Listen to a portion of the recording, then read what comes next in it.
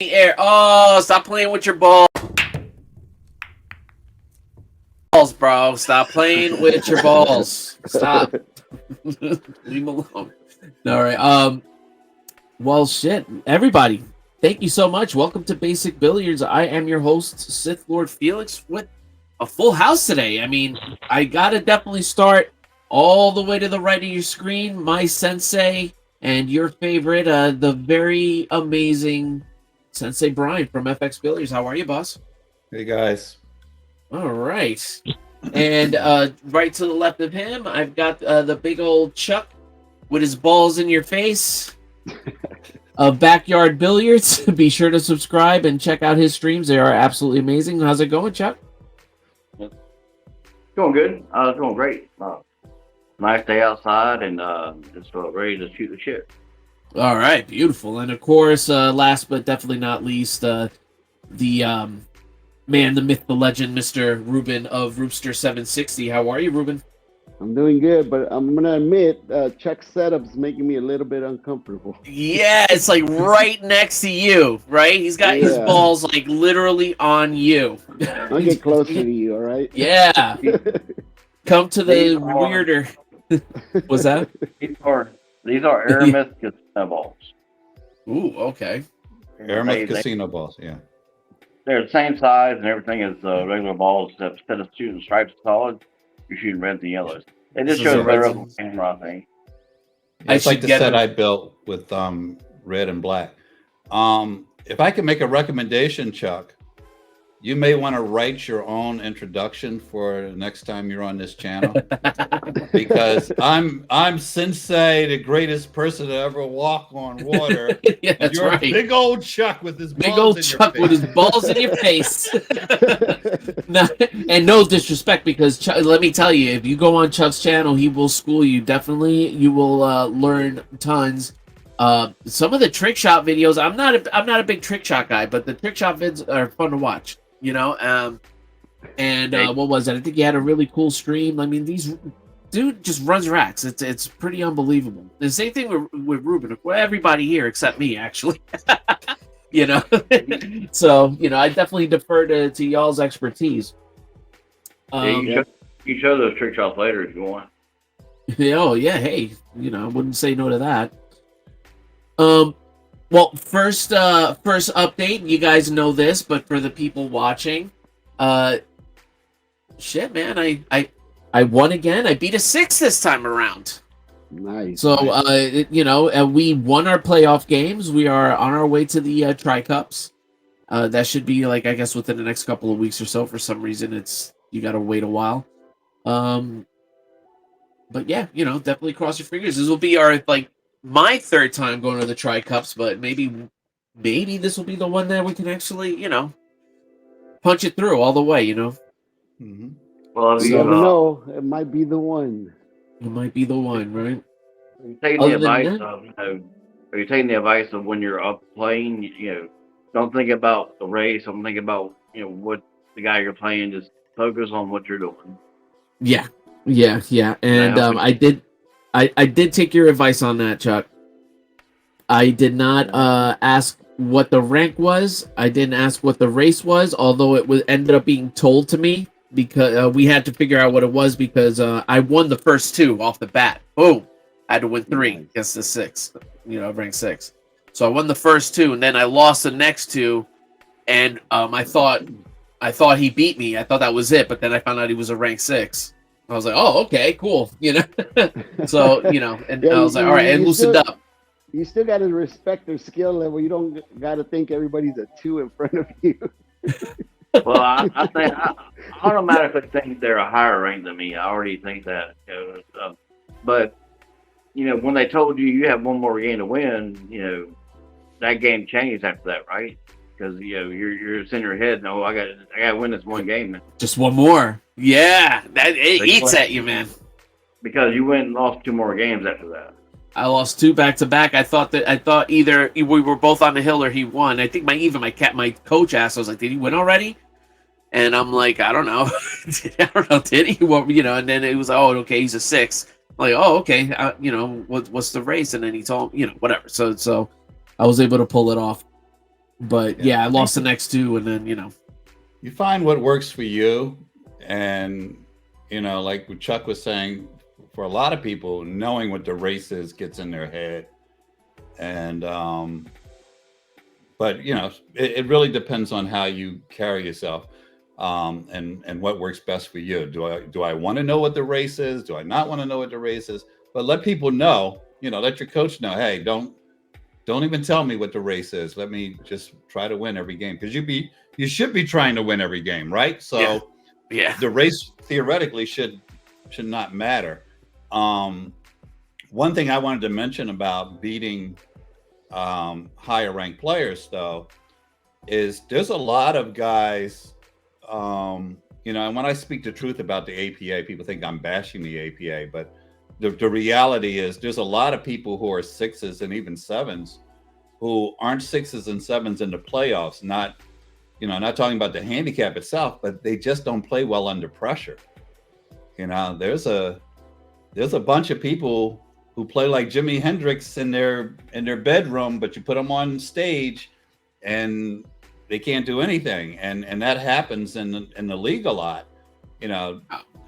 Week in and week out, the guy is playing the same teams over and over again. He's comfortable. He's in his own habitat. Now he's in the playoffs, or he's in the Tri-Cup, and just falls apart. So, just keep that in mind. You might be up against a 6. Don't think they might not play you like a 6. So, kind of feel like that's me. I'm that guy that buckles and gets kind of, because but I don't know. It's hard to say. Like, my practices are better than my games, right? and then my games are better than my playoff performances. With the exception of my last tournament or whatever. But there is something about the pressure of the game, at least for me. It's really, really difficult to overcome. Actually, have you guys ever struggled with this? And I definitely want to start with you, Brian. Did you ever struggle with this? I'm a strange being, because where there should be more pressure, where there's a bigger audience, that's where I play my best. Even in speaking engagements. Like I used to have to do a lot of speaking engagements for work. And I would rather talk to a group of 300 people than 6 people at a dinner party, and it's just weird with me. Same thing with other sports. Like I would take girlfriends when I was a kid. I'd take girlfriends to watch me play basketball. If they weren't watching, it pissed me off. I want all eyes on me. And that's where I play the best. And so yeah, my practices suck. Get out. And then when I have to play, and I think it's because there's nothing at stake. So I'm probably not the best one to ask, because I'm just weird. Oh my God. Cut from a different cloth. Friggin' hero Brian. More pressure, the better for me. It's just, and I think it's laziness. Even as a kid. I think it's laziness in my practice sessions. Oh, really? Like, nothing matters. So, and see if this works. People that know and who have bought my masterclass know that I actually tax myself for bad practices for just that reason, because I get kind of lazy during the practice sessions. So maybe that's what it is. But so not even as a kid, like I wanted the brighter the light. It was actually an expression. I'll totally screw it up, but something about the brighter the spotlight is, the better I play. And like I said, it's just a crazy way to be. I can't put my finger on it. So. Well, the difference is, man, I'm gonna tell you the way it is, man. The way it is we all have nerves. We all have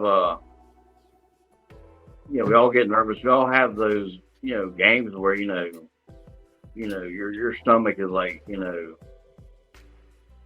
got butterflies, and your hands are a little bit shaking. But I would say the difference is how you handle those nerves. Like, does it fuel you, or does it hinder you? Because to me, it like gets me like an adrenaline rush where, you know, it like hypes me up to play better.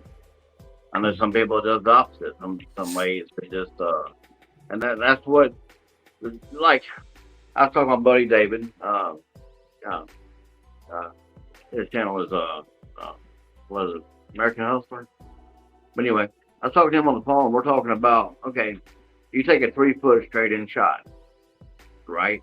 And practice. You probably make it, you know, 10 out of 10 or 20 out of 20. You throw $500 on that same shot, on that one shot, they might not make it, you know, 5 out of 20. Because it's a totally different shot. You put that bill on it like that. Yeah. Yeah. And it depends what opponent's on the other side of that money, too. Yeah. Do they snap under pressure? Or do they, like, are they Sensei Brian? They're like, oh, yeah, it's go time. This is what we play for. You know, so. Well, about, like, you know, you just send the first one on a rack to miss. I'm pretty sure if somebody playing $500, they probably play pretty good. You think you play better under pressure than not? Also, like Sensei Brian? Yeah, definitely. Yeah, even while I'm just streaming on you know, on my table here at home, I'm not still under, you know, under any pressure. So, you know, yeah, I'm not like, you know, I'm not having to pay if I miss, you know. I'd have like a George Costanza level of anxiety if I had to stream my practice session. That's like I'm gonna miss my first 2 racks for everyone. They're gonna laugh me off the fucking stream. But you know, something about what Chuck said with the 20 out of 20 on, you know, on your straight in shots. First off, this is off on a little tangent, but that's one of the main reasons for doing drills like the X drill and stuff like that. Because when that shot comes up and it is for $500, it's not a thing. I just shot 100 of these yesterday. You know, it's not a thing. So you can kind of fall back on that. But there's an interesting psychological illustration, I guess is the best word, because I can't think of anything best. If I have a wooden plank that is 5 feet long and 2 feet wide, and I put it on the floor and I tell you to walk across it, it's not a thing. But if I elevate it 7 stories in the air, the exact same plank that you didn't have any trouble with on the floor takes a whole different dynamic. And it really depends. Yeah, it really depends on how you allow yourself to see the situation. Because the $500 might not be an issue. It's not life-changing for some person, you know, some people. It's a it's a big deal for other people. So it's all about perspective and how you look at it. And I tell people all the time, look at the 3-day rule.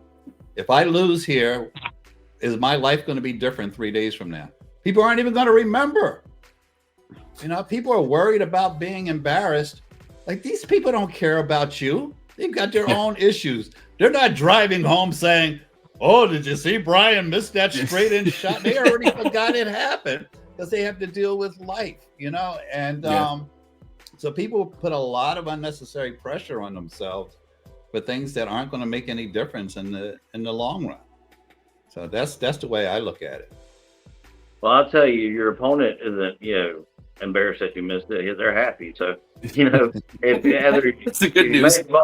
If you made the ball and run out, you're happy. If you missed, they're happy, you know. Yeah, right. At least someone's happy, you know. That's the good news. Yeah, it definitely comes into a mental part of it. Like Brian said, I mean, we are our worst enemies when it comes to those kind of moments. You know what I'm saying? And like you said in the beginning, where, you know, what skill level are you, by the way? Still a 4, and you know, I'm trying to get to 5.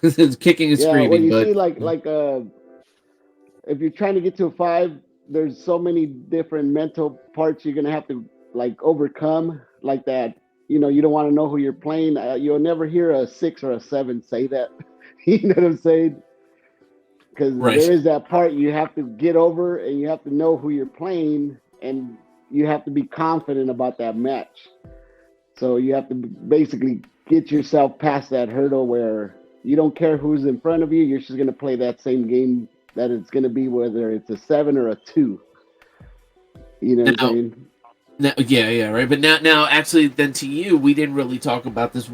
How do you feel? Like, do the nerves mess with you in the big games, or has it ever? Have you had to overcome it, or? Yeah, I've been in a lot of pressure situations, but at the end of the night, I mean, the better player is going to shine, and that's the moments they basically shine. You're not going to see a final where you might see it, because it does happen, where two people are just dogging the last shots, you know what I mean? And we don't know who's going to win. But you're going to see it to where the better player is always going to shine, and that's the one that controls the pressure better. But it does have, you need nerves to play this game. And, sometimes those nerves, they translate in that passion you have for that game. If you don't feel no nerves, no anything about it, you probably not in that one game you like, you know what I'm saying? So you have to feel that in order to like I said, overcome anything like that as far as nerves. But yeah, I've felt nerves before, but like Brian says, it's like sometimes you use that for your momentum, and it makes you shine in those moments. I've been in a lot of finals, like what you said, where I've had to come up with a last game before we go to Vegas. You know what I'm saying? And then that's where everybody's watching. That's where, picture yourself at the other opponent's home bar, where you have to come up with that, and they have other teams rooting them on, and you're out there in somebody else's bar, and you're going to have to beat that team in order, to go to Vegas. And I've been in those moments where, you got to put all those nerves aside and just try to let them get nervous and not you, by just playing your game. Yeah. I shoot too hard. That's number one. All of a sudden I get jacked up, man. I'm like, woo! And I get the adrenaline rush. I try to keep it cool, but I definitely shoot too hard, That is adrenaline rush. That's not necessarily nerves. That's adrenaline rush. And even the best in the world will confuse adrenaline rush with nerves. Alex Pagulayan, I'm sure, Felix, you might have, I know the other guys have seen the clip of Alex with a 3-foot straight in shot to win it all, and he misses it. And when they asked him what happened, he said, "I got nervous." Yep, no, he did not get nervous. He didn't know how to quantify, how to verbalize what was happening to him. But you can see in the video, his hand is shaking. That's adrenaline. Okay, that's not nerves. There's a big difference. Adrenaline is, I'm winning. This is it. All right. And nerves is, oh my God, I've got to make this shot. There's a big, big difference. And when you can recognize the difference, I think that helps you a lot, because, 15, 16 years ago, I was playing just a casual game with a, Hall of Fame player, and we're playing 8-ball, and 3 games in, I'm thinking I'm about to beat him, and I can't make a shot because the adrenaline rush. Not that I was nervous, there was nothing at stake. I was just, I'm about to beat him, and that's adrenaline. So, that you gotta be careful of. Yeah, this clip is priceless. A bunch of guys missing these simple shots. There's a famous one of Earl. Here we go. Yeah, miscuing.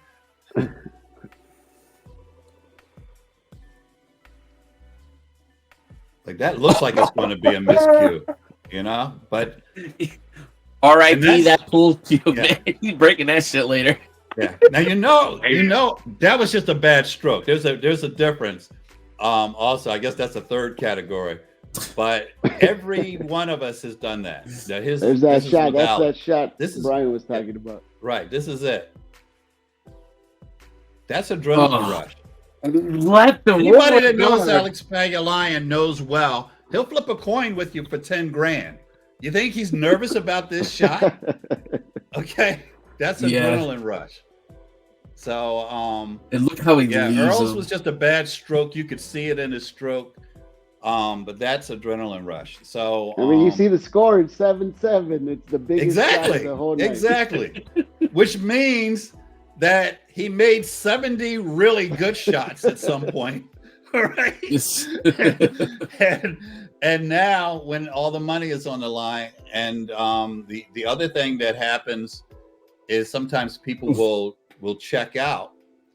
You know, there's another one, I don't know if it's on this clip or not, where Efren is playing a guy. Efren misses a straight in shot, and he's like, and then the other guy shoots, misses a straight in shot, and Efren's back up and misses a straight in shot. Okay. And so what happened? Well, Efren checked out. The first guy checked out when he saw Efren with the 3-foot shot. Then Efren checked out when he saw the other guy with the 3-foot shot. You got to stay in the game, you know, and you just got to be in the game the entire time. But there's a lot of reasons people miss those easy shots. So. And I mean, a lot of times, you know, we start thinking, oh, finally, I got you. You know, you're doing it to yourself. Look at this guy's backhand. Go back. No, that's adrenaline rush. We're about to win it. It's 8-8. That's not nerve. Blow it up if you can, man. I want to see his backhand. Yeah. Okay. Watch his back. You see it little, you see it shaking. Yeah, that's adrenaline release. Just the first time I heard about adrenaline release was learning to skydive, and they're like, a lot of people get sensory overload is how they described it. You know, you're exiting and you are just so wound up in what's happening that you forget to pull your chute. You know, and that's sensory overload, which is a lot of the same thing. You know, it's not necessarily nerves, but the release of adrenaline, which is uncontrollable. So it's going to happen to everybody eventually. Yeah, no, I bet. No, yeah, this you just start picking his teeth. You know that whole thing about that hand. He's just All right, at this point, I'm just stealing this dude's fucking video. Let me. That was that last shot, Korea. That was more. That looked like nerves. Yeah, this looks like nerves. Look at this. We're his hand's even our worse. Asses kicked, and I have a chance to win a game here. You know, that's a different thing than adrenaline release. I mean, guys, 2 on that one. Yeah, I'm out of my element, and we're getting smoked. Oh, damn! I'm just reliving my fear through these people right now watching this. Yeah, these are not the videos you want to be watching. Yeah, exactly.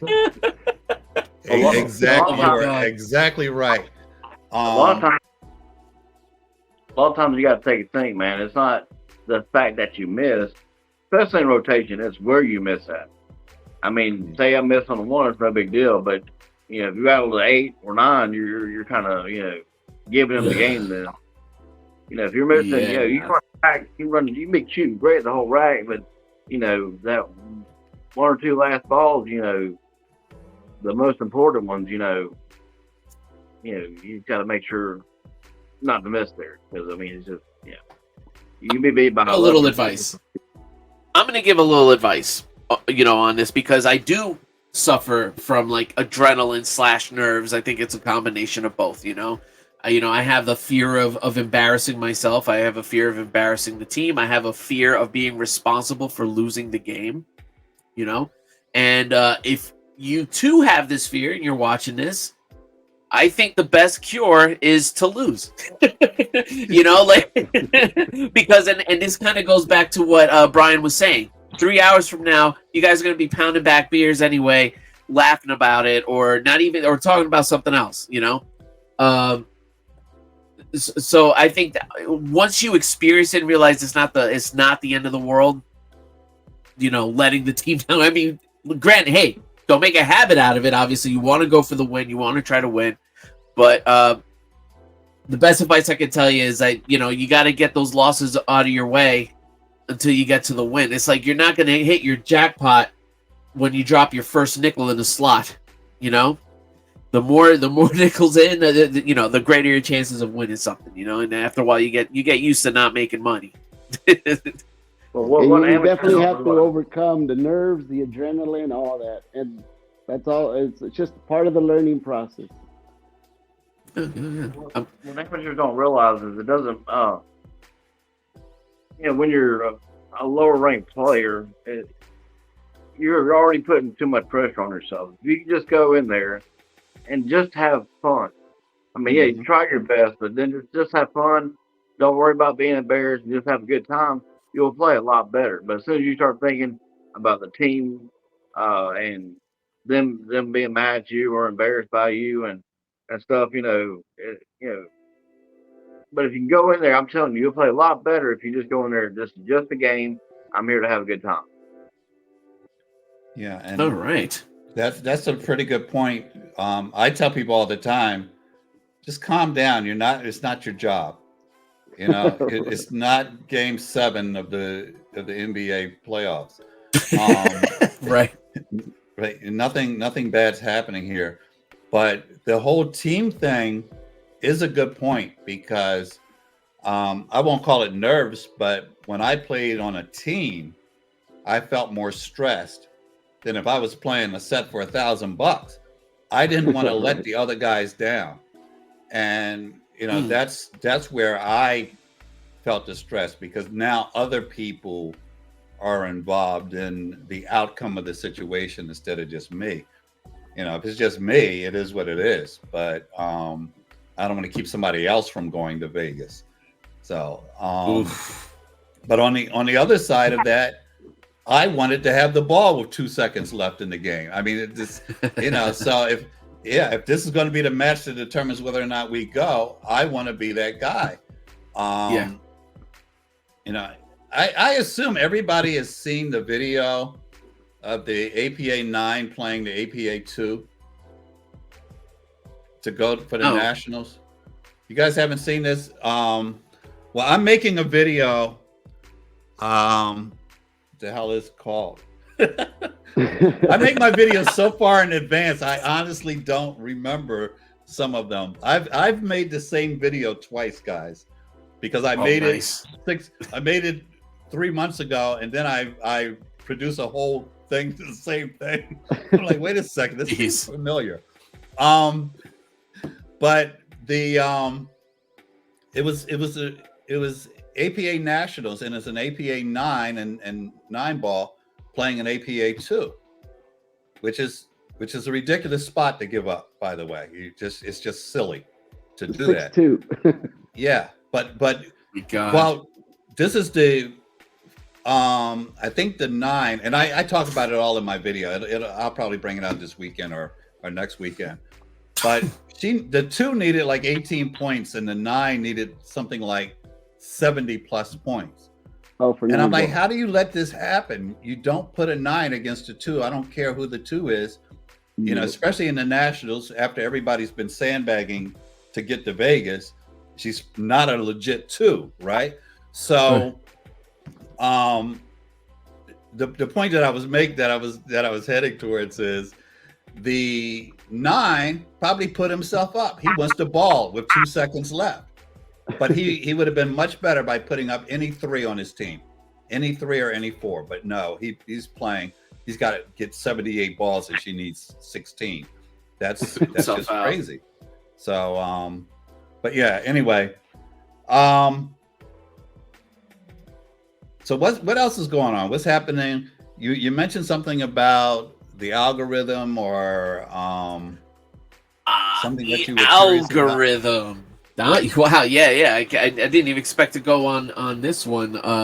On the guts and the nerves and all that. I didn't even expect to go on that long. But yeah. I was a little nervous to change the subject.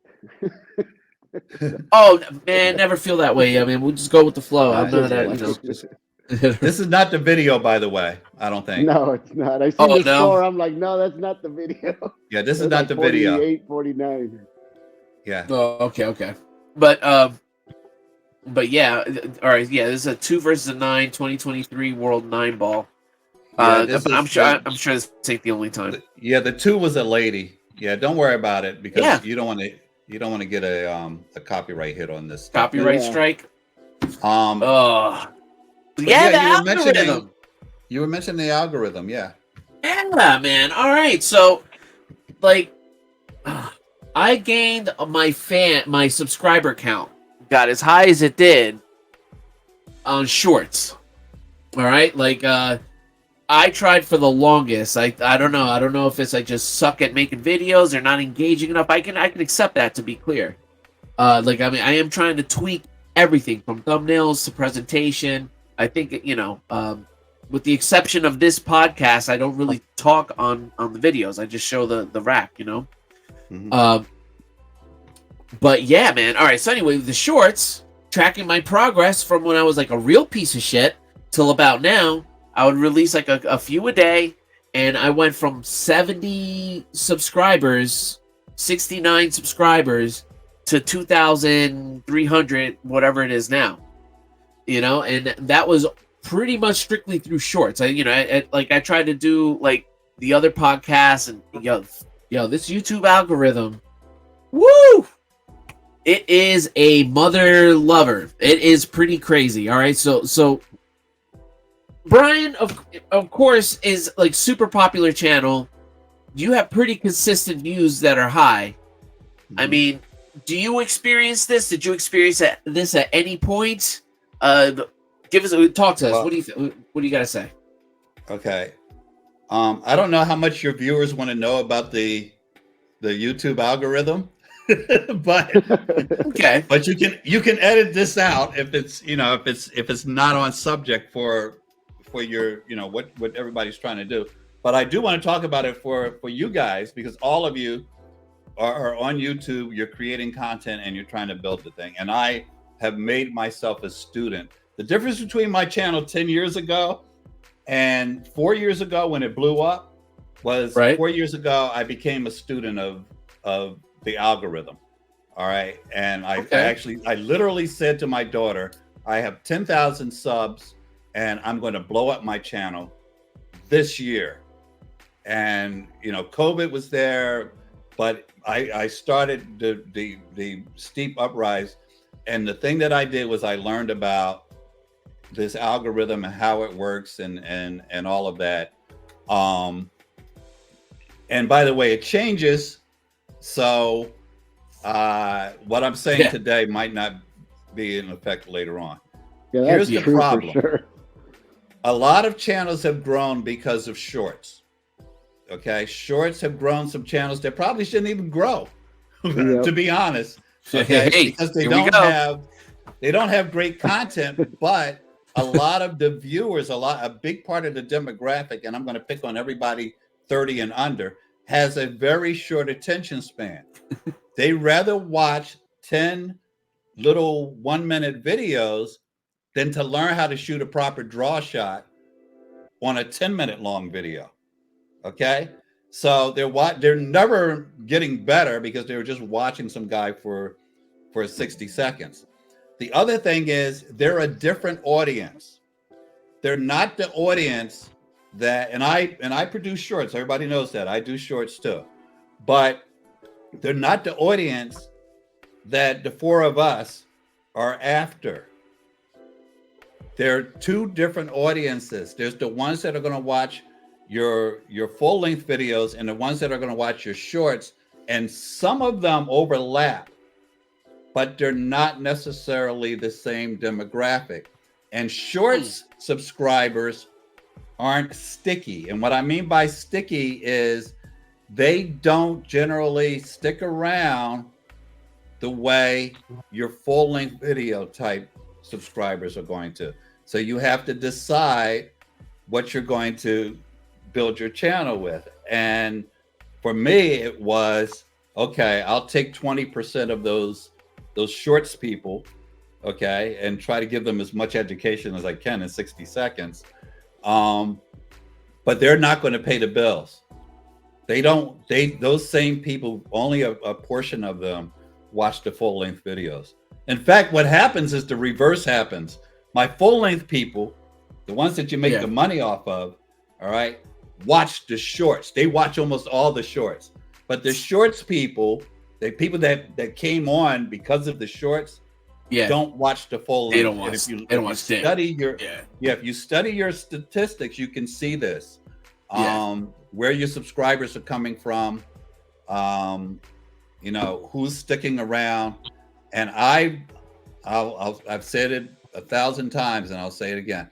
There's channels that are much bigger than mine that make less money than I do. And the reason is they've got a bunch of the shorts people. Shorts don't pay. Okay. You don't get Google ads from them. All right. I got 500,000, 300,000 subs, but they're not sticky and they're not watching the right videos. What you want is to get 10, 15,000 people that are going to sit and watch the videos. So your ads are running and your ads are hitting, and that's what you're getting paid on. So 10, 15,000 to watch a video. Good quality people.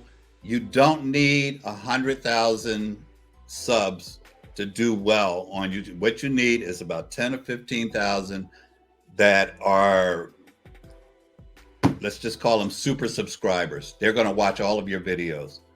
Okay. I have three people that watch my videos. And well, hey, but and we're right here. Yeah. But knowing how it works and who your target is will allow you to create the videos that will grab those people. Okay. And they're generally an older demographic. If you look at your demographic breakdown, all right, it's the people that are over 40 that generate the revenue for your channel. Okay, it's not, and I'm talking about based on what our programming is. Okay, if you know, we were showing something else, something totally different, the numbers would be different. On our programming, it's the people over 40. My daughter used to joke that because she looked at my demographics, she's like, "Wow, the majority of your people are over 40 years old. That can't be consistent for YouTube overall." And I'm like, "Yeah, but those ads pay more. So I'm making more per 1,000 than the guy that's making videos about gaming, you know, about video games." So because of the demographic and because of how sticky they are and because of how much of the video they're watching. But my daughter used to joke that your viewers are too old to know they can skip the video, they can skip the commercial. Like, well, where's the VCR on this thing? Whatever reason, they're watching them, and you're going to college. So. Yeah, I know, right? So, hey, that's all that matters. That tuition gets paid. Yeah. Chuck that's how I feel about the short subscribers. I feel like they fall asleep and they just push the wrong button. Right. Yeah. What were we going to say, Chuck? What were you going to say, Chuck? I'm going to go off subject and try to tell people that everybody's got in their head that, you know, or corporations have got it in their head that, okay, I need to get this, that, and the other to be good. I mean, the gimmicks and stuff they got now are kind of getting ridiculous. I mean, they got these trays that you put down that puts the balls perfectly in line, and you know, you got the ball that shows you know where to contact the the laser sights, right? Isn't there one with like a little laser sight thing on it? There should be patent pending. People think, oh, I gotta have a carbon fiber shaft to play good and this, that, and right. I'm gonna tell you, all you really need is a table, balls, and the only thing you really need is a good tip for your stick. Yeah, and a level table. I thought you were gonna say that, Jay. I thought all you really need is a broomstick with a nice tip. Yeah, broomstick with a solid stroke, and you're good to go, baby. Thank you, Chuck, for mentioning that tip thing. First off, you're right. It's what I call the gimmicks. You know, the things this is where you put your balls and stuff. And some of them, I mean, we're all from a generation of we like neat stuff, you know, like the projection systems and stuff like that. But yeah, some of them, a plastic thing to show you where to put the balls. Come on, guys. Yeah, stop. But let me address this tip thing real quick, because I gotta save a lot of people a lot of headaches. If your tip screws in, throw it the fuck away. Okay? or five on. Or because five on. I had a guy that, and I feel for people because I know, you know, I was this guy. Yeah. It was 40 years ago, but I was this guy at some point.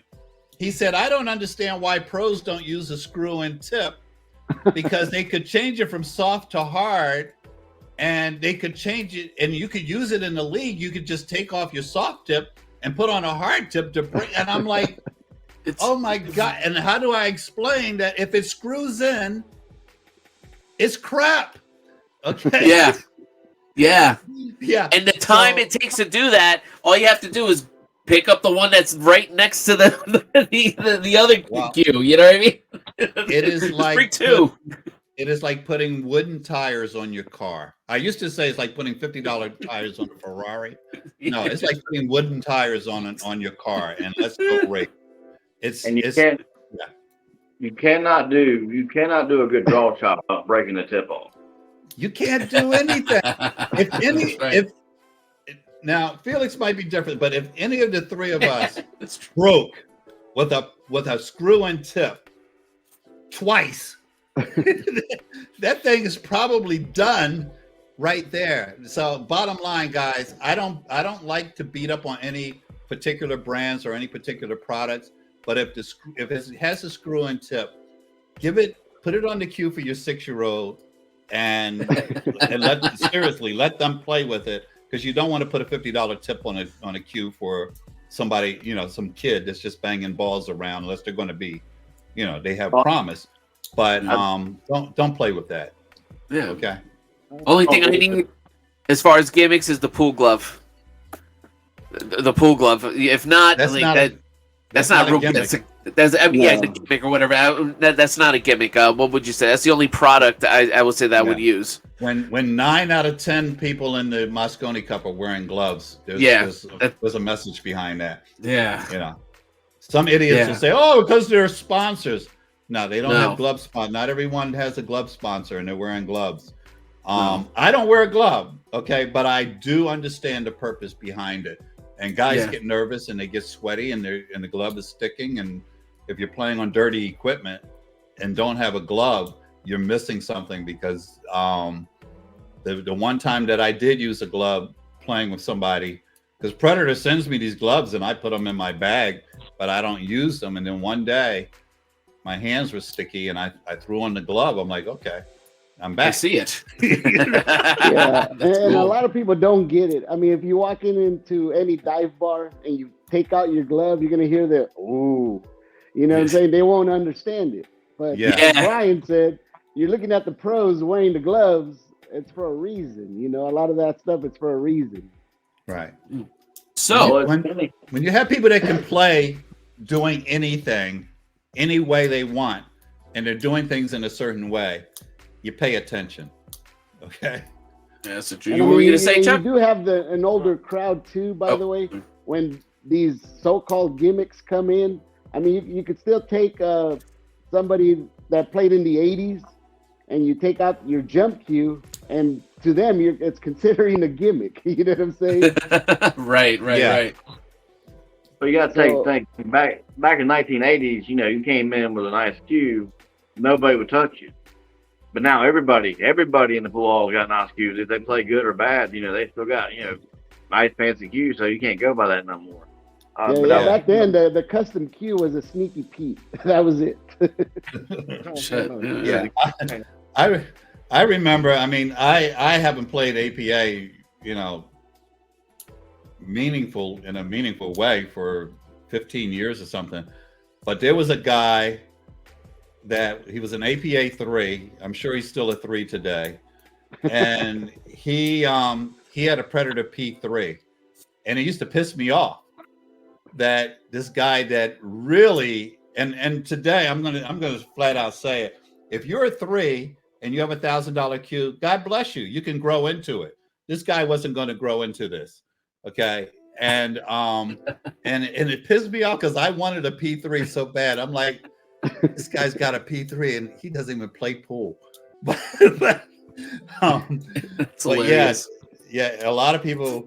But yeah, when we talk about gimmicks, we're talking about plastic trays where to put the balls. And I mean, there's some other ones out there that are goofy billiard pool gimmicks. I should have looked those up. Some of them look like gimmicks, but they're legit. I watched an older clip, and they had the spider. Did you guys remember the spider? Yeah, the spider.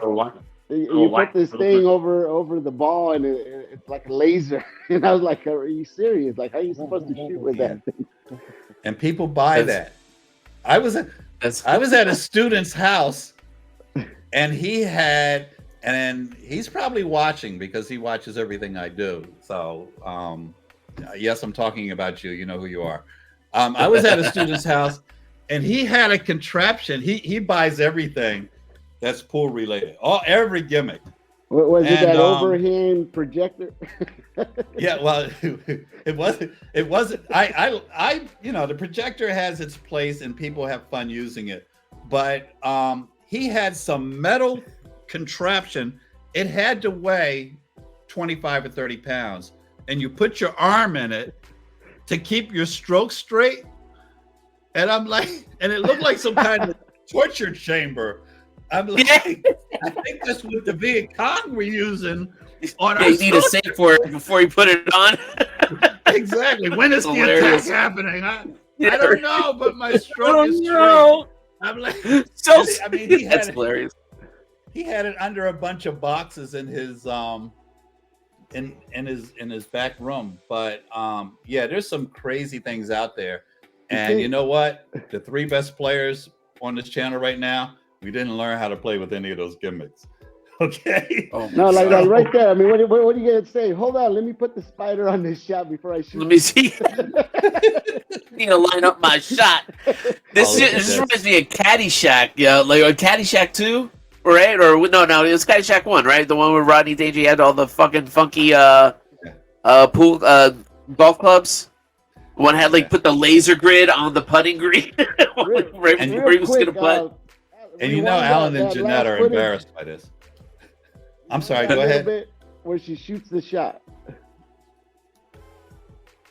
You know, out of all the gimmicks, it all comes down to the same thing: is your mechanics, your stroke, and everything else. Believe it or not. Yeah. Well, so that's hilarious. I guess it shows you the ghost ball. Yeah, it's basically I think it's like a ghost ball. I didn't watch most of it. I mean, look at that. I don't care if what kind of system you use, center to edge or ghost ball. I don't care. You still have to practice just as much. Exactly. Yeah. There's no substitution. There's no easy hack of aiming and making balls. There's no, people say, center to edge, you won't miss. No, you got to practice that. I mean, if you don't practice that, you're not going to help.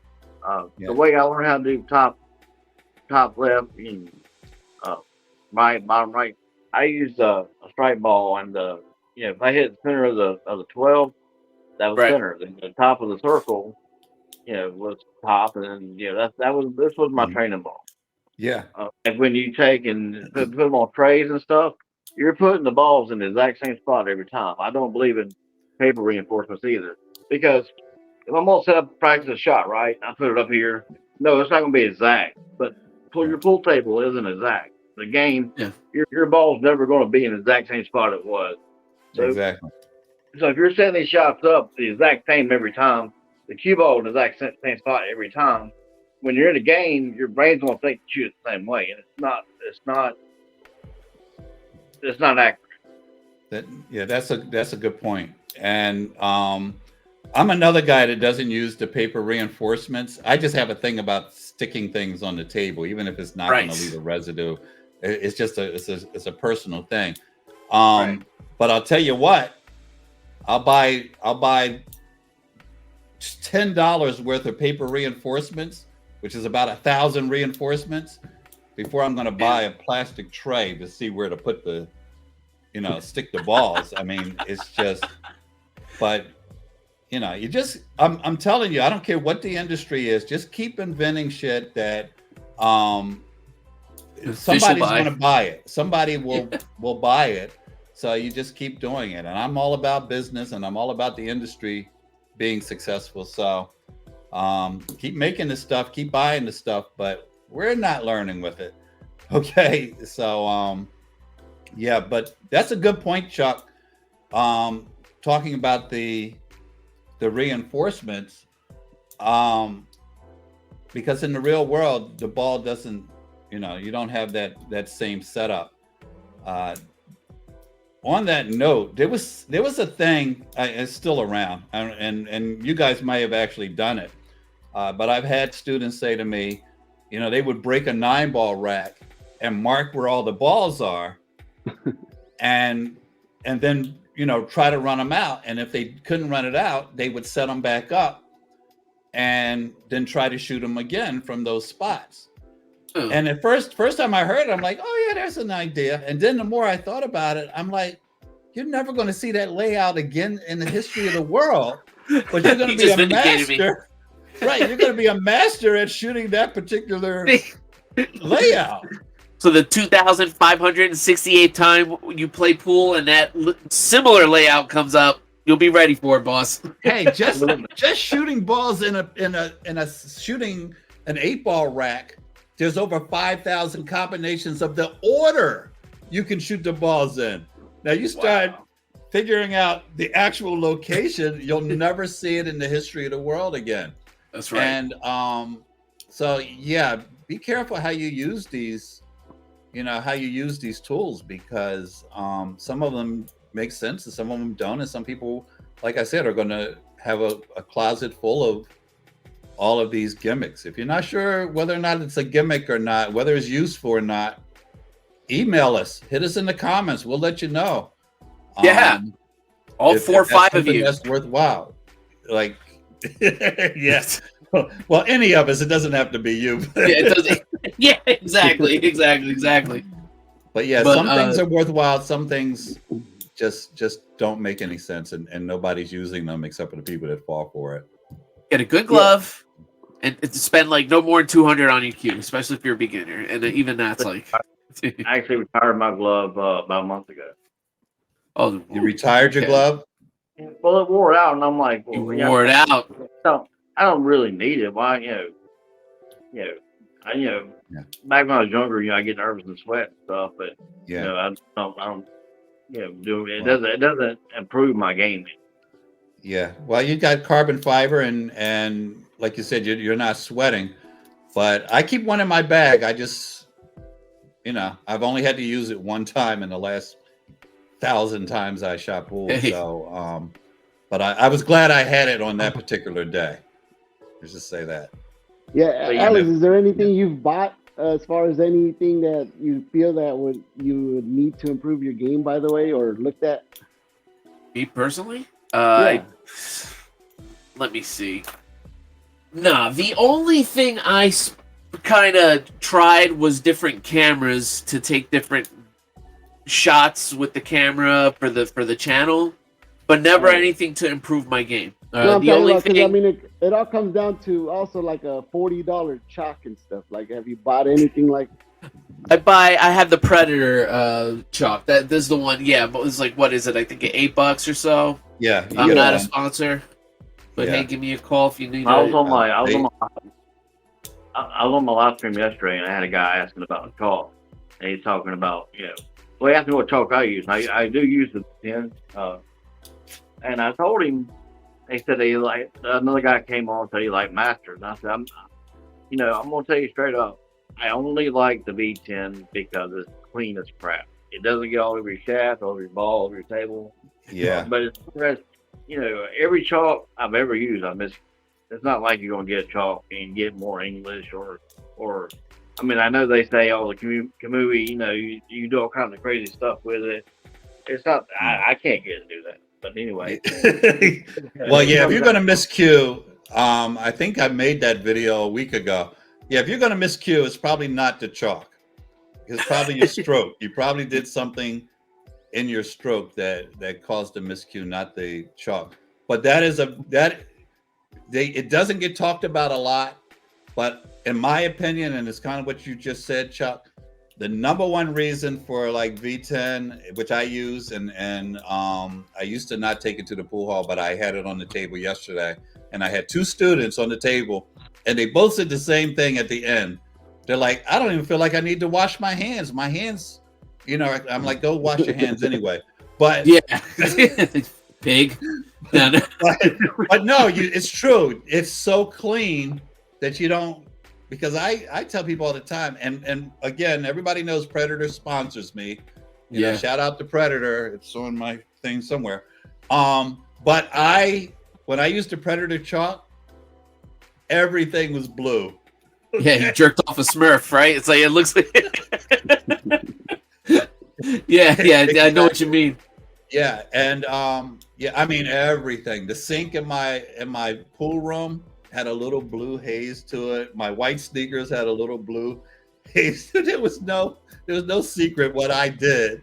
That I was a pool player, and that my hands never got totally clean. And not to pick on Predator chalk, but Masters, any of those chalks. If you don't buy good chalk for any other reason, it's clean and for clean purposes. Yeah, your cue is clean, your hands are clean, your table's clean.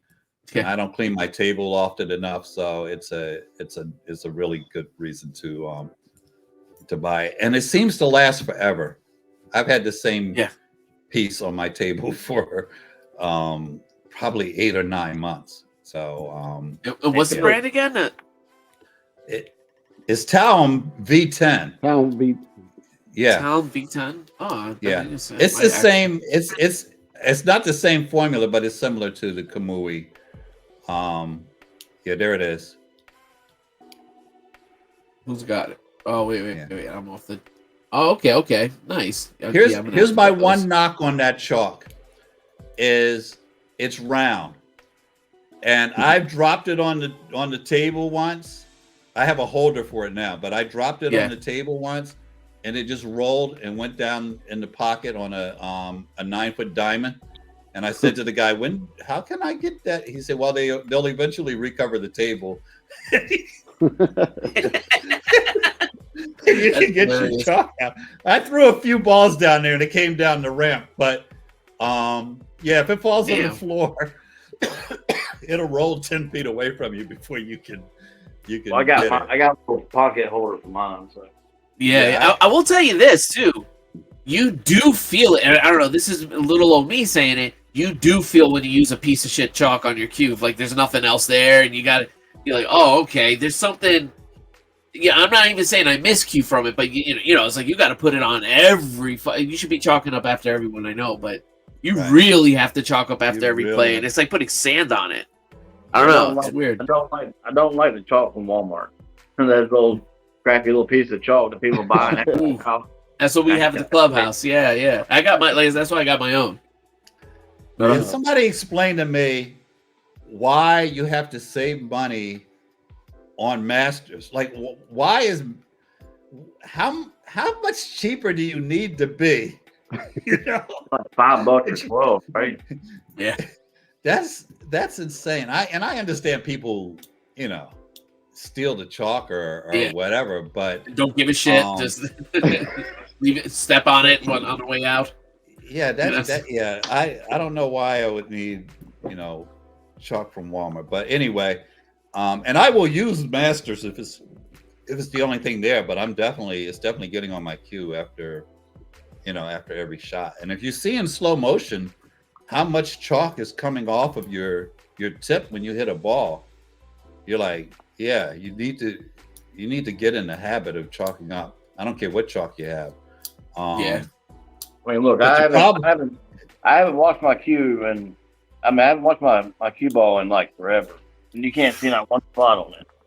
Yeah, no, good chalk is still key. Wash your balls, man. You can still wash your balls. No one will. You can still wash them. Yeah, still wash. Just like with his hands. No. But anyway, I want to show you guys that trick shot of my massive talk. Well, how about you take us out with that? Because I think we kept. And I'm overtime. I have to jump off, but I will be checking out the shot. I appreciate the trick shot videos, by the way, guys. Keep coming.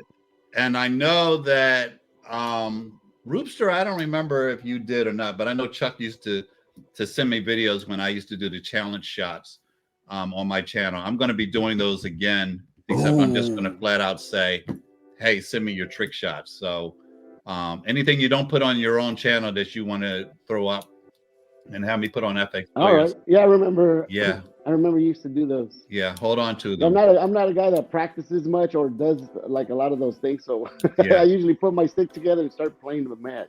Yeah, I don't believe in spending a bunch of time on trick shots, but everybody that you can say you're not, but all of us are. Me, maybe more than others. Everybody that shoots pool well shows off. Okay, and that's what trick shots do. They they give you that moment to show off, and I think it's a big part of the game. And by the way, there's a lot of importance to showing off in this game because there's a bunch of people, probably 10-15%, especially the younger generation, that are watching this because somebody was showing off a trick shot. Right. So and they got in the pool because somebody's YouTube short, was showing some trick shot or something. So there is definitely a place for it in this game because it does draw people in, and that's what we need is people continuing to come in. All right, you guys have a great day, and I always love hanging out with you guys, but I got to roll. All right, God bless, Sensei Brian. All right, see you next time. See you. Bye, Brian. All right, now listen, I before we sign off, I definitely want to see the trick shot. But do you guys also have time for a rack review? It's only like 2 plays, or actually really one. Now you want to bring I'll let you decide, Mr. Chuck. Do you want to do your trick shot first, or do you want to take it out with the trick shots, and we'll do the rack review first? We'll do the trick shot first, and we'll. All right, cool. Let's do it. Your review at the end. Okay. I'm in. All right. You can check out my rack. That's how we'll bring it out. Checking out my rack to bring us home.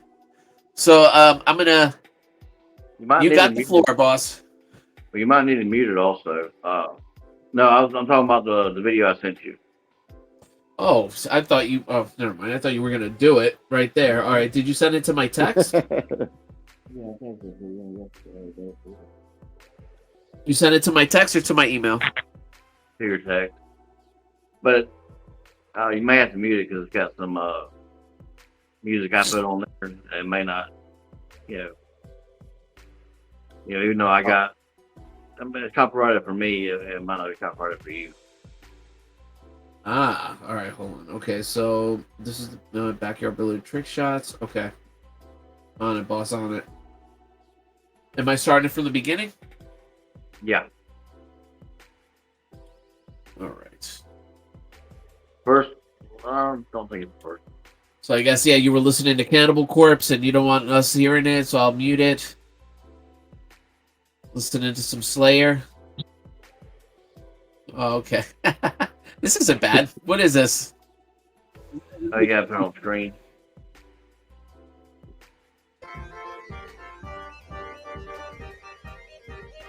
Gotta move it. There you go. All right, now I got 4 balls in the. You got 3 in the side, 1 in the corner. Let's bring that back.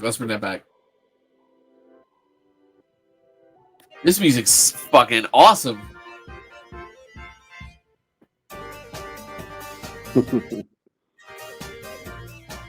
Damn. Okay. Here we go. I do it in regular speed and I do it in slow motion. This is in slow motion. I'm just using straight top English coming off that first ball. I got basically it's just a dead set combination with a ball on the side. So I got 3 balls on the side right, and then I'm coming off the second ball with top English. So it hugs the rail a couple times. Now this is a split shot. I show me lining it up. And I actually learned this one from watching Florida and Cola. Thank you, buddy. Venom. So I'm actually showing you how I'm lining it up.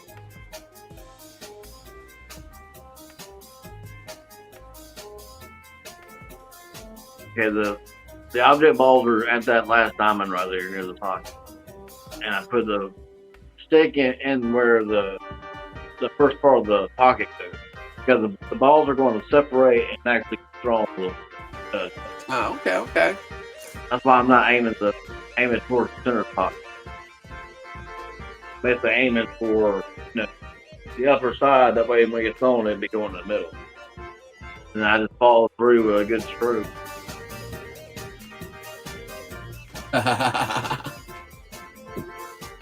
Damn. It's being slow motion here.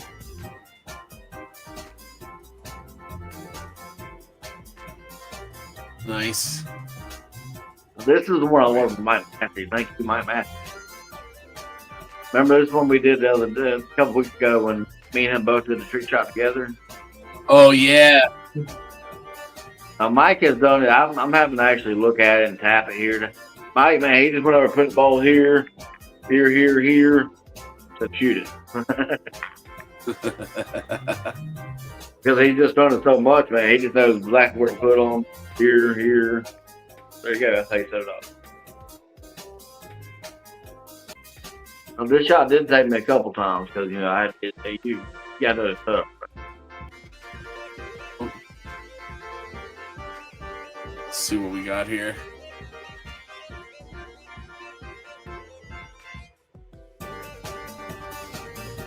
Woo! Nice. That was a little fun motion.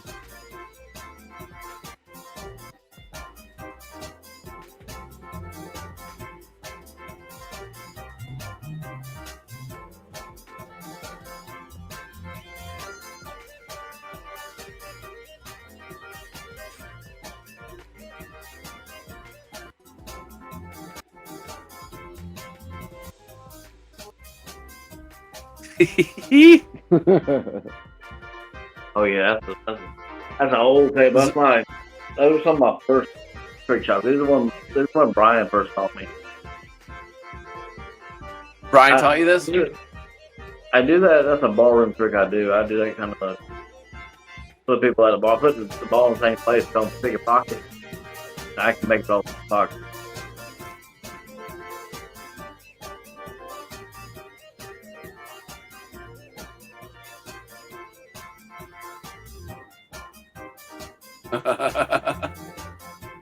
I made this one in the side on the same side the balls are on.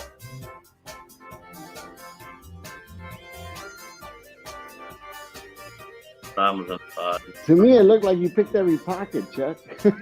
Yeah. He's calling it, though. This one goes in the side pocket there. But see, he's calling every pocket, though. Oh, yeah. It's got music on it, dude. I'm eventually. You're calling the rails. Yeah, right.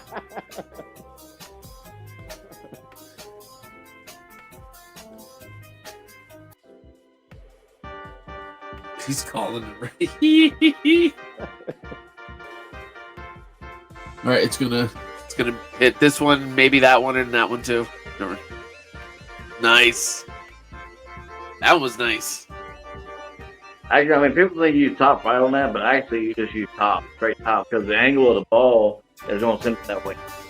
It's already got an angle once it hits off the 9 or whatever, right? So you basically you're just using a straight top with a loose backhand. Oh yeah, take it out. Nice. I don't think I've ever seen that one.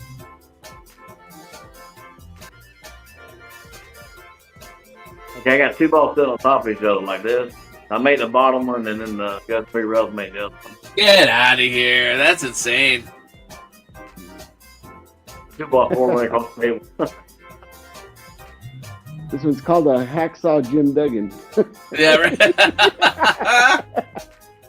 Oh, damn, man! How many takes did that? You got a cup. This is when it starts getting off the rails. Chuck, do you have the balloon one in here? No, I hadn't done that one. The balloon one? Yeah, Look at that. I might pop the balloon. Like, I might send the cue ball around and hit a board and hit 2x4. That's how And then pool balls are made, folks. Yeah, right? Shit.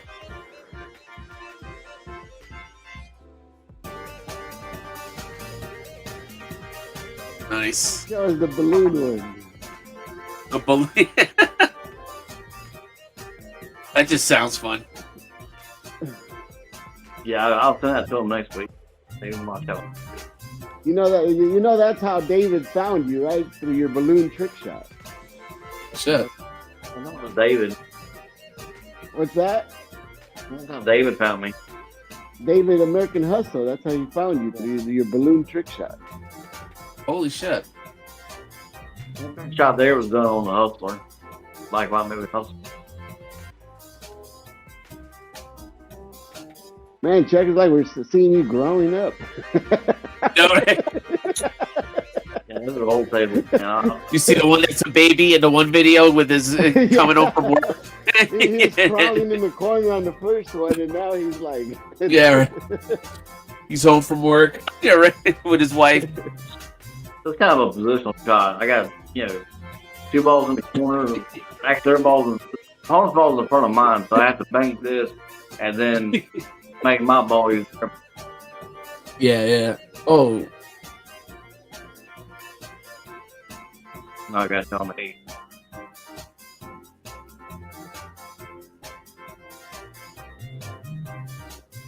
Nice. Here's another Mike Massey trick shot here. I got this one from Mike Massey. Watching his video. All they didn't know, I didn't have nobody teach me how to do trick shots. I just seen things done and figured things out myself. Woo!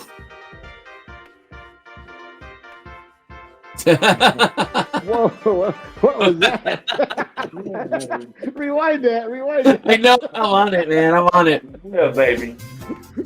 What was that, Chuck? Oh, come on. All right. Don't do this to me. One of those things that where you exercise? Those power bells that you have to shake? Here.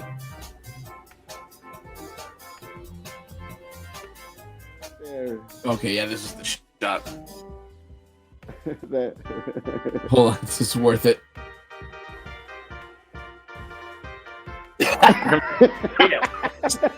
I'm gonna stab this fucking ball. Holy shit, man. All right.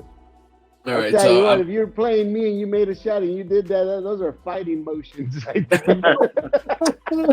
Yeah, right. Oh, shit. I'll jump on the table. Yeah, right. Yeah, I rage out. All right.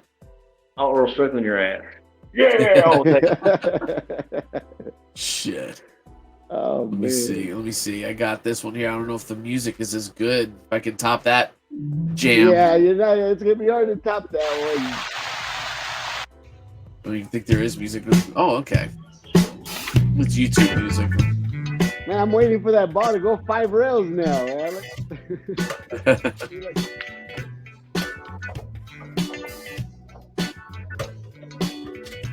If you need me to pause, you need me to rewind, just let me know.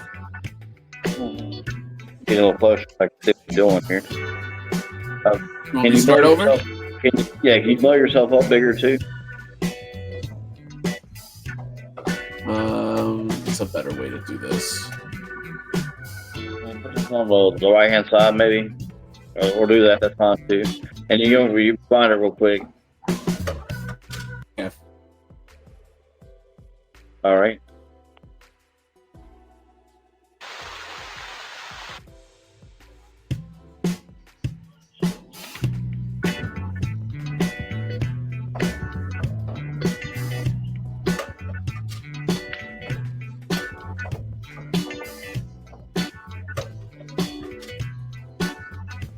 See Ruben, what the fuck is he doing?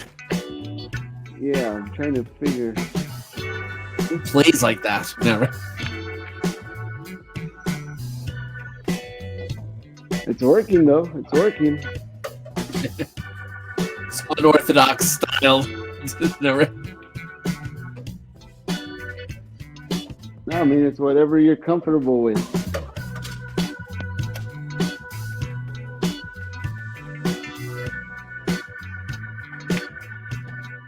See, like right there, I mean.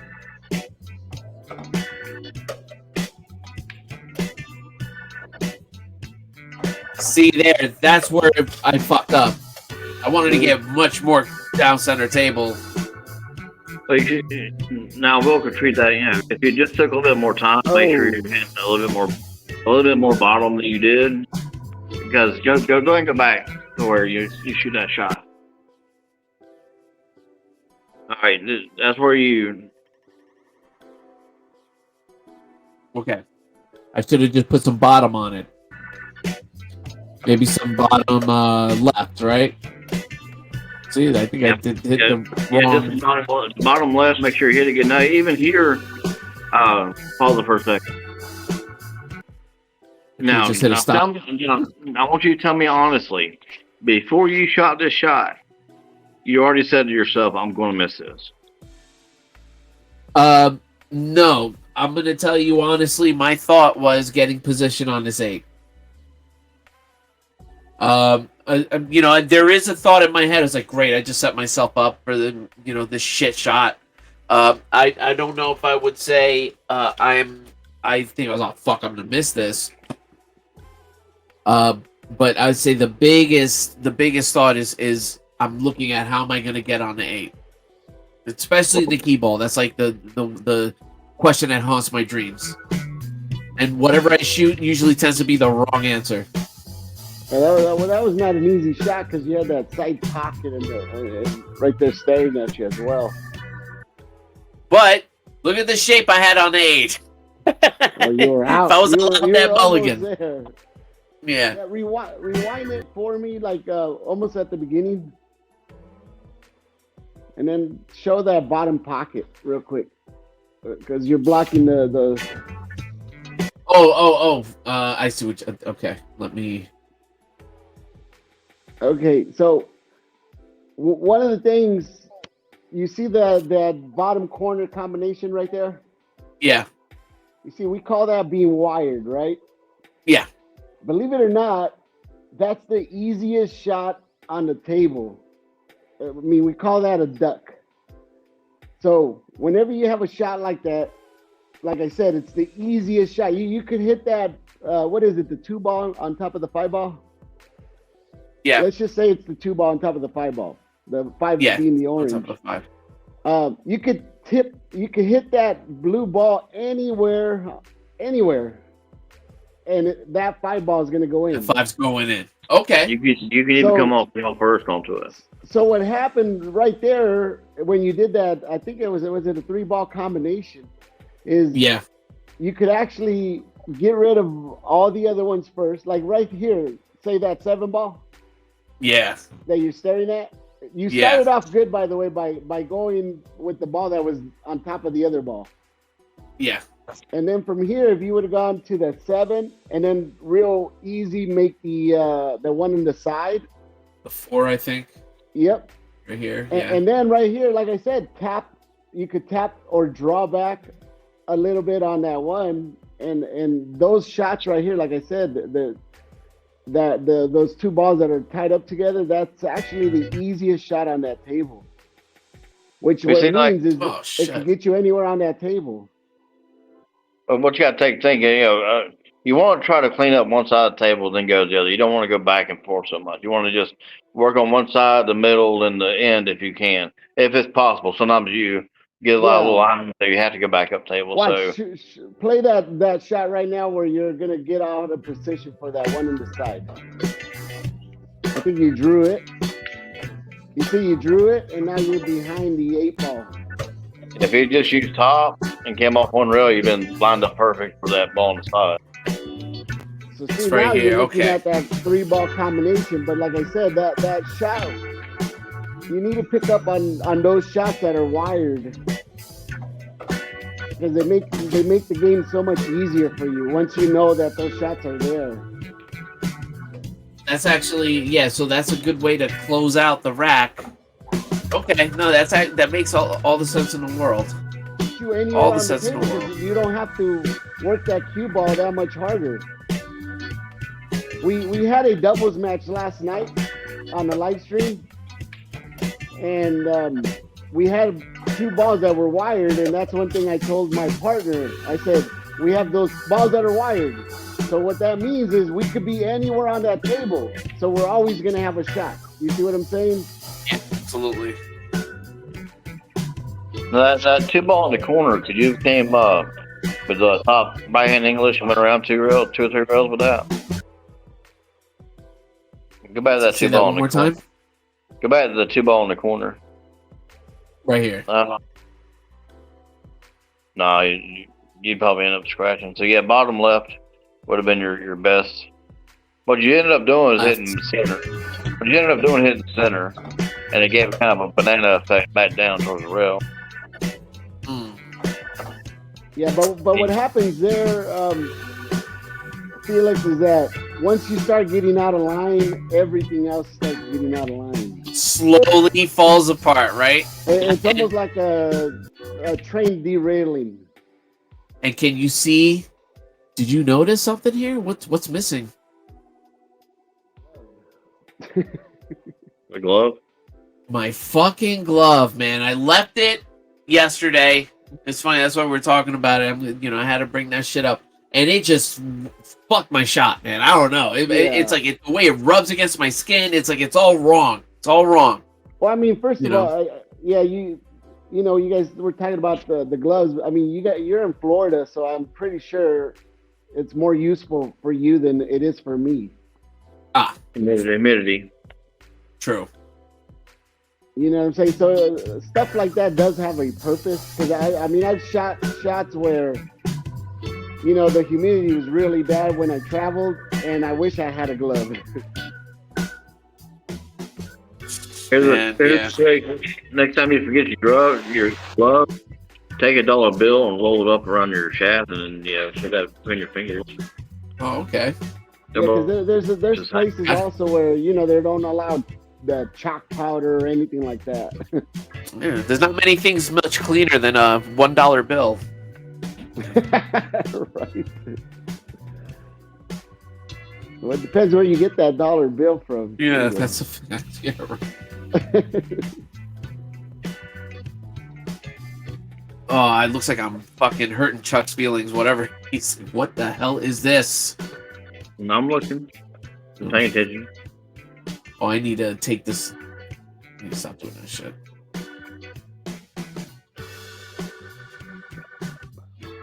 Is this one right here, like, did you go for the stripes first and then all of a sudden you want to run out the solid? Yeah. So that's pretty much all my practice. Yeah, you run one set, then the second set you try to get out, right? Yeah. I think when he misses, he goes to the other set. Right. That's what I do too when I practice all. Basically, you're playing yourself. You know what I mean? You're your own ghost.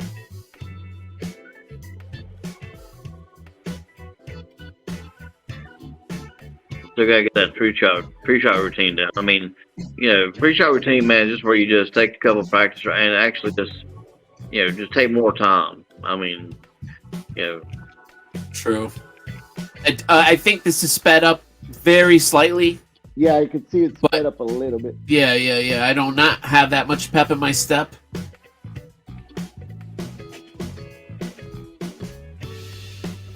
Now that there, Why did I think do that. Go back to that shot. Okay. Well, you made it. No. It don't matter. You made it. I try to save that for the surprise that I made that fucking shit shot. But okay, let's see what we go. I like that meme, by the way. I would just I like that meme. Oh, yeah. I would just use center right hand English. Just come off the rail a little bit. Center right. Oh, okay. I did some top right, I think. I would have put the cue ball in the center of the table. Or maybe top left, actually. That was a good straight in. Oh, that was a nice shot.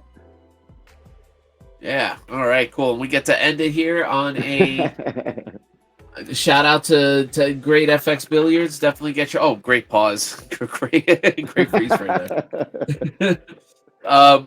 So gentlemen, listen, before we go, please let's start with the great Ruben. Ruben, by the way, yeah, I want to do a profile on you. I'm going to touch base with you. I want to look where we review some of your games. And no this is going to be, I think that would be, and then I want to do the same for Chuck, and anyone else actually, but definitely yours sounds super interesting, and a great place to start. Where can everybody find you? On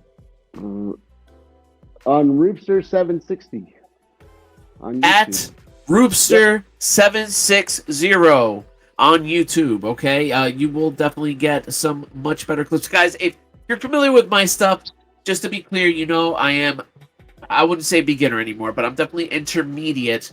I'm not at that pro level, not like these guys. All right, you're gonna get much better, We're not higher there yet either. Well, won't you pull up his whole home screen so people can see it? Oh, yeah, it's a good idea. Using the grape. Yeah, very smart. All right, so Roopster 760. Yeah, RUBER. Right here. There it is. That was the big doubles match. There it is. Yep, playing with Efren. This is like I refuse to watch the game until we watch. I want to watch it on the channel and react to it. Yeah. There's a lot of interesting. Awesome. Yeah, whenever you want to talk about that video, there's a lot of interesting moments that happen on that video. By the way. Oh, okay. There's also a lot of me and Ruben playing on his channel too, and mine. Oh yeah. In fact, let me take a look. Yeah. There's tons of just doubles. Look at this. There was a lot of live matches. Messing up my damn videos. That was funny. I remember that one. Oh yeah. All right. Yeah, I've been liking those shorts I've been doing. People been giving me a lot of good feedback on them. Oh yeah. And all right. So yeah, definitely, guys. Check out Roopster 760. Did you see YouTube. the Kamui Chak one? Oh yeah. How much you spend on that? My friend gave it. Where was it? They gave it to me. If you want to play that one, go ahead and play that one. We did talk about Chak for quite a bit on it. I know, right? That would have worked. It was a short, right? Yeah, it's a short. Yeah. It was one of his last ones he did. Almost down one more layer. There it is. That one. Oh, it's too low. Hold on, the volume's too low. Hold on, let me fix the volume. It's called When She Notices You Using a Kamui Chak, which is something I don't know if I'll ever buy, by the way.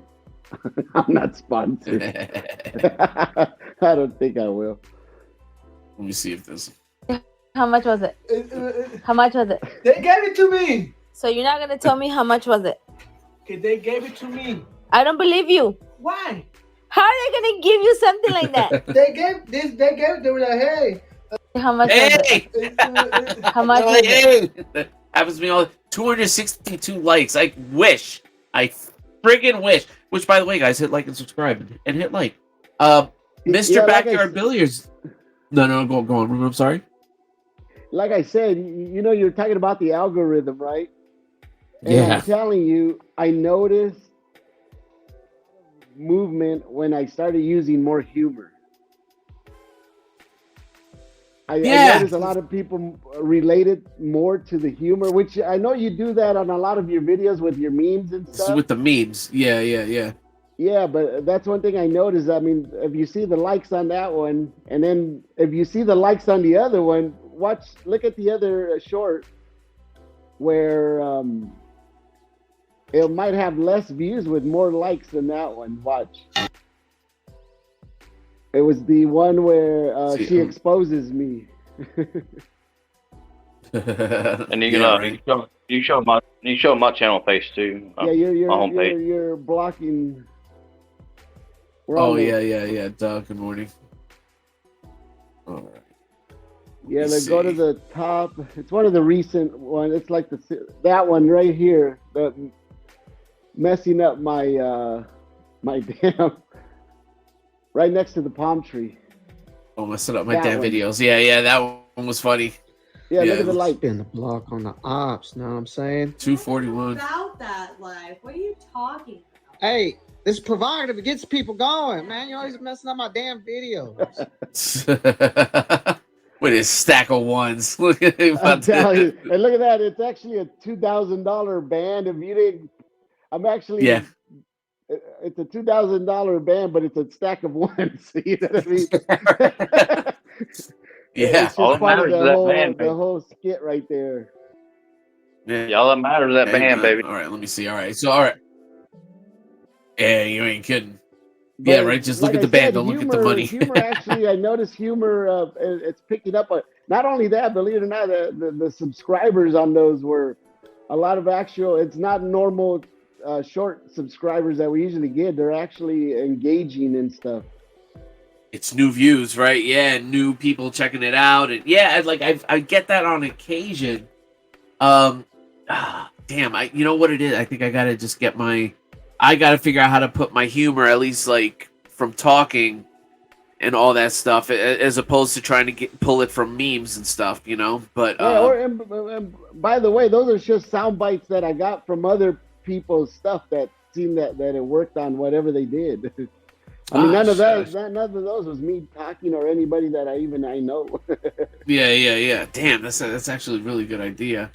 But yeah, no, yeah, I'm just getting popular sound bites and then making them into pool related. Holy shit! Why didn't I think of that? But all right, so yeah, definitely got to close out, Mr. Chuck. Where can everybody find you? We're right there on the page you got pulled up, man. Backyard Billiards. Yeah, that's my homepage. At Backyard Billiards 101, okay, 101. At Backyard Billiards at one. Let me try that again. At Backyard Billiards 101. All right, and you see, I get the great Chuck here. He's got tons of awesome. The trick shots are cool, but that is definitely not all he's about. He's got tons of. He even has some. Wait, it looks like you got some reviews here for products. You got, and plus you love to do some 9-ball runouts. I tend to see that a lot. And plus there's the long matches here. You got look at hour match, hour and 40 minutes. So listen, there's something for everybody here. Definitely check it out. But hit like and subscribe on mine first on your way there. I mean, is that too much to ask for? It'd be much appreciated. So gentlemen, thank you so much for coming. Don't leave, by the way. Don't leave right away. Guys, we'll see you next time. God bless you all. Enjoy the weekend. Happy 420. Open sign. We're closing out. And later. We'll see everybody. Peace.